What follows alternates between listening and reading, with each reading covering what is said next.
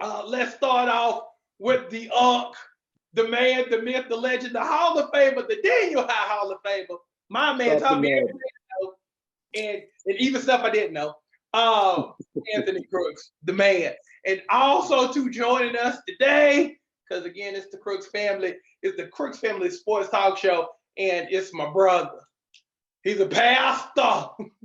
He's also the king of law enforcement. So if you get pulled over, holla at him. You know, at least use his name like we used to do with Uncle Robert. Rashad Crooks in the building. So today we're gonna talk about college football, and we just gonna kick it like we always do. So my question, starting off, which teams? We're 2 weeks into the college football season. Which teams have impressed you so far? I would, I guess, say Ohio State, Okay. Oklahoma, Okay. and I don't want to say it, but I guess since Georgia the number one team, you have to give them some prop. But I don't like doing that. Well, don't feel bad because I live in Georgia and I hate giving them props too, so don't feel bad. Yeah. How about you, Rashad? How about you, Rashad? I have to go with okay, Anthony. I'll say Oklahoma really hasn't been tested yet. Georgia, that was a very impressive win with Oregon beating them 49-3. Don't know how good Oregon is, but you would think that they had better athletes to prevent 49 points. So I think that's an impressive win. But you just gotta look at things. They played Sanford last week and it was 33-3. Okay. But it seemed like this past weekend it was a bad week of college football for a lot of teams. Yeah, pretty much. Now let me ask you this: can Oklahoma become a top 4 team based upon what you've seen? I would say yes at this point. They could. But like I say, they really haven't had a good test. But the teams that they played, they done what they were supposed to do, so that's a good sign. Okay. How about you, Up? Well, yes, they definitely qualified to be in that top 4 entity at the end of the season. But it's a long season, and Right.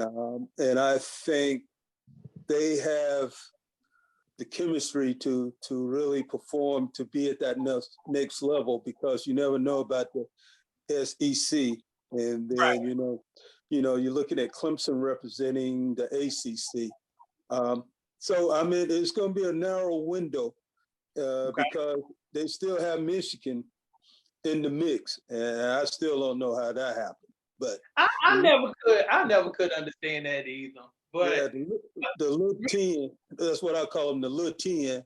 because here's the thing: no matter what, and no matter if it's the beginning, the middle, or the end of the season, they'll always have either Ohio State or they'll have Michigan in the mix to be in the top 4, no matter what they've done. Right. Yeah. So my next question is, okay, since we're talking early assessments, what are your early assessments of those Clemson Tigers right now? Well, I'll take this one first, Rashad, and then Kenya. Clemson is defensively, they're awesome. I mean, the front, they have the best front line in the country.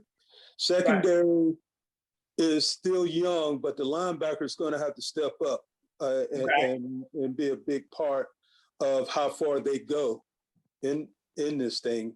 But if the defense don't roll, well, Clemson is not going to roll. Mm-hmm. That's my sense. Because offensively, we got too much going on. And, yeah, we got a lot going on. Yeah. How about you, Rashad? What's your assessment? What's your take on them Tigers? Well, I've always been a firm believer you can't define your team based off the first week game or even the second week.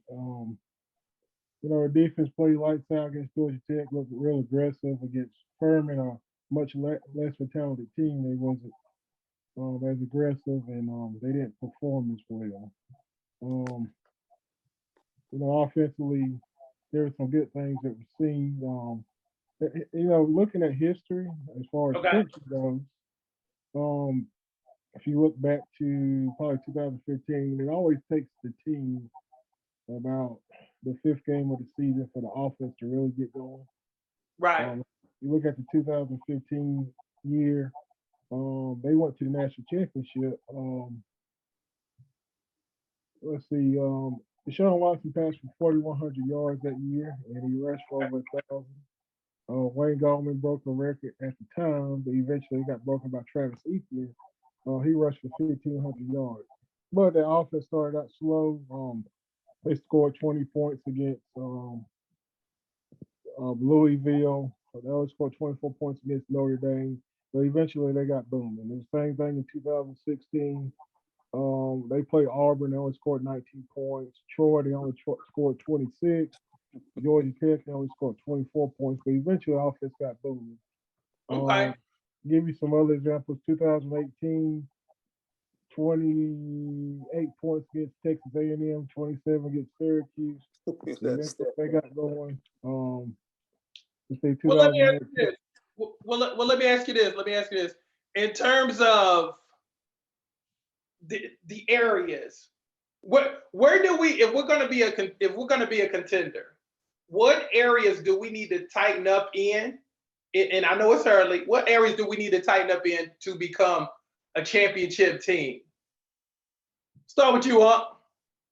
I'm gonna stop you on that point because I don't think they are going to be a top 4 team. Okay. I mean, you have 2 running backs and what I call a goal line specialist. Okay. And the receiving core has to be on page. I mean, DJ, I think is an excellent quarterback. Okay. Now hold on. Now let me ask you. Okay. So what you're saying is if let's say we go undefeated. If we go undefeated, we still won't make top 4. If you go undefeated, you'll make a top 4, but you won't be in the championship game. Okay.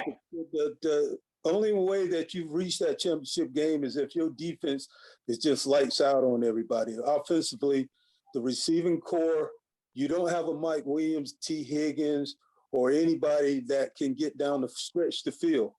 Right. And you have decent tight ends. Your tight ends are okay. But to win championships, you got to stretch the field. Okay. Your running backs got to be able to get out the gate. And then you got to have people to come out underneath. You're not going to beat people throwing bubble screens and screens out of the backfield and things like that. You're not going to beat Alabama or Georgia like that. Okay. Well, let me ask you this: the 3 running back system that we have Shipley, we have Pryor/Pace, whatever name he be going by. We know it's week to week, and we have Moffa. Okay. Does the 3 tailback system work in this situation, or do we need to run 2 tailbacks? And I think eventually we might be doing that. Well, because keep in mind, we've had 2 games and we don't have a tailback who has had over 100 yards yet against Georgia Tech and Furman. Well, it worked in the 80s when you had Terrence Flagner, Terry Allen, and those guys, but they also had great, fullbacks. They had Chris Lancaster, they had Tracy Johnson, they had Rodney Quick. Those guys, they was the main key of getting those guys to the next level. But when you're doing it with a single back, it's awfully hard. So your offensive line got to be very mature, concentrate on their assignments, and make things happen.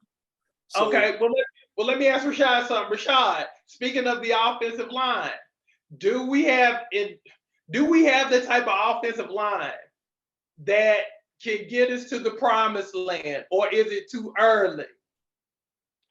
Well, it goes back to what I talked about just now. It always takes the offense about 5th, 6th game to get going. If you look at last year, we really didn't have a run game until mid-season, towards the late season. But with us playing Wake Forest next week,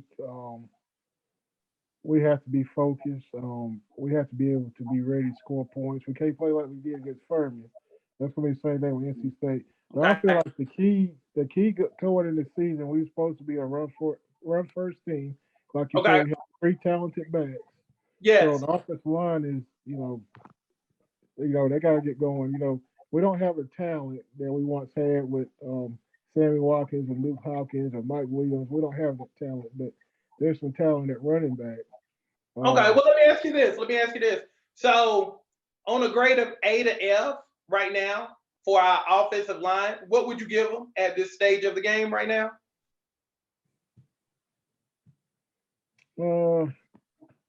say about C minus. Okay. I think they're better than the C minus. They showed that last year. They got 3 or 4 returning starters. So we know last year that they ran the ball effectively towards the end of the year. So we know that they're capable of it. They got to get it going. Okay. Cool. So, you were talking about DJ. What do you see that DJ needs to do better? Because, okay, from the first game, well, actually, I think he improved this last game. But what would you like to see more of in terms of him throwing the ball downfield a little bit more, or maybe just being a little bit sharper in the mid-range areas? Stop it. You already know I'm a DJ man. Right. I just don't think he has the tools or the offense work that favors him. Let's say Okay. that. So you saying he don't have enough weapons? So you saying he don't have enough weapons? Well, he don't run an offense that's favorable for him. He's having to run an offense that was great for Deshaun Watson, was great for Trevor Lawrence. Okay. Clemson have to slow their games down to fit him if they want success. Okay. I mean, he's still capable of rolling out and throwing the ball. Okay. Being a sitting target and then having to move up in the pocket, the receivers got to make things happen really fast, and that's not happening. He's Right. he's definitely a pro-style quarterback. Definitely. With a decent offensive line, he can carry you. But Does he go?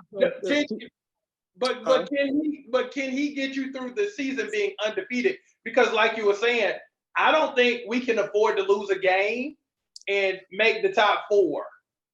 Well, the situation that he's been putting in, he's been, a 3rd and 8 and 3rd and 12 is hard for any quarterback. Right. I mean, you're using 2 plays to try to use the running backs or an offensive line, and they blitzing you with 9 and 8 people. You're not going to be success because everybody knows what's going to happen on 3rd and 12 or 3rd and 8. I mean, it's the percentage of being successful in those numbers, and that's what he's facing. But if you put him in 3rd and 2 and 3rd and maybe 3, he's going to be successful because then he can run with his size and still be successful. But now let me ask you this: which type of quarterback? Well, what kind of quarterback do you prefer? Because we've seen them all in the last 10 years. Do you prefer the dual threat quarterback or the pocket passer? Well, all that is based on what you have in the running back situation. Okay. I mean, with ETN, they got to respect the backfield. If you have nobody in the backfield that they respect, well, they're going to put 9 and 8 in the box, and nothing's going to happen for you. Trevor was successful in like Rashad was saying, that Deshaun Watson was successful because he had Wayne Gallman back in the backfield and some other guys. So if you have those type of players back there, which Clemson have the talent, but you got to decide what you go play. Right. And right now they're choosing to play things that's not successful or good for DJ. Let's say that. So you saying we put him in bad situations? Is it bad situations, bad play calling? Which one is it? Well, yeah, go ahead. You don't want to answer. Go ahead. This is the first This is the first time you done got tongue tied because you didn't want to answer. Go ahead and answer it. Brandon Street is going to be that's my boy. Well, because Brandon Street, I like Streeter, but I love Tony Elliott. Okay. But then you can't run your offense and then hey, then all of a sudden you played the game, Rashad played the game, all of a sudden then the coach decided that he's going to run his play. Okay. So it's hard for those guys to get in the rhythm. But they have practice every day with their players. And it's hard to get in the rhythm, especially at game time. What say you, Rashad Crooks? What's your question? The question is it bad play calling? Is it bad situations? Which one is it in terms of maybe why DJ hadn't thrown for over 300 yards since the Notre Dame game? I think it's fair to say that let's see, for instance, the Georgia Tech game. He didn't play as well in the first half, but the second half, he threw some good balls. There was a lot of drop passes in that game. And I think one of the biggest issues was the receivers are not doing a good job of getting separation. Separation, does that come from coaching or not being taught the proper techniques? Or is it, y'all play receivers, so you can say you got to be able to allow your receivers to run routes that's going to be able to get them open. Right. So is that the issue or is it technique issue? But we do know that the receivers are struggling to get separation. Yeah, and again, going back to your point, they dropping the rock. Yeah. So my next question is, how long will it take the ACC to get back to being the ACC of the 80s, the 90s, and the early 2000s? Because Florida State has been down for a long time, and who would have ever thought that Florida State would be down this long? Virginia has been struggling. That's why they got Tony Elliott. NC State has been NC State. So long story short, the ACC really hadn't been powerful in a very long time. How long do you think it'll take, and what needs to happen in order for the ACC to become powerful again? Well, I think last year, if you look at last year, Clemson, they had a down year. They went 10-3. If you look at the terms of the ACC, I felt like there was improvements last year compared to other years. But, it don't look as good this year. It look like we're taking more steps back. But I also a firm believer that you can't define a team based off 2 games. So we'll see how the season plays out. But as of right now, it looks like they're taking steps back. I want to say this, there used to be a time where you see Maryland with Ralph Region or Nebraska, you seen them build programs. From scratch, basically. You really don't see that nowadays when teams are building programs from scratch. Dabo Swinney done it with Clemson. But you just don't really see that no more. It seems like it's a revolving door. You're going from coach to coach every few years instead of finding that coach is going to rebuild your program. Right. What you think, how long will it take for the ACC to get back? Well, to be honest with you, I don't think the ACC have gone anywhere. I think the ACC has been competitive on the outside. It's just that Clemson's been not dominant. They won 2 of the national championships in the last, few years. They've been to the playoffs. So Clemson has stepped up way above the level of the ACC, which makes the ACC look like they're not, compatible or playing decent football. But that's because Clemson been that darn good. You know what I'm saying? So Clemson being above everything, that's why they've been a top 4 team. So everybody else, when you look at North Carolina, you look at NC State or Virginia Tech, and you look at Miami maybe, coming back to par. The ACC still represent themselves pretty well when they play outside the league. It's just like I said, Clemson's just been not good. Okay. So you saying so you saying Clemson has been head and shoulders above everybody else, which I'm not disagreeing.